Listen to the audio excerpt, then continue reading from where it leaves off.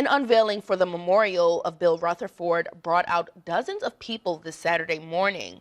Bike Peoria and the Trail Advocates honored the late William Bill Rutherford for his contributions to the River City at the Rock Island State Trail. Rutherford was a Peoria native who had a passion for environmental projects, including the Wildlife Prairie Park, Forest Park Nature Center, Jubilee College State Park, and he also redeveloped the Rock Island State Rail Trail stretching from Dunlap to Princeville in 1981.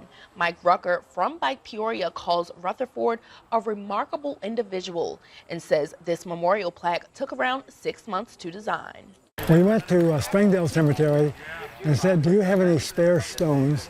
Maybe 3 we can stack up like this, and then we'll have a nice big brass plaque, which we will purchase to put on them. And so once we had the stones, that was what the design was, and I think it came out very nicely.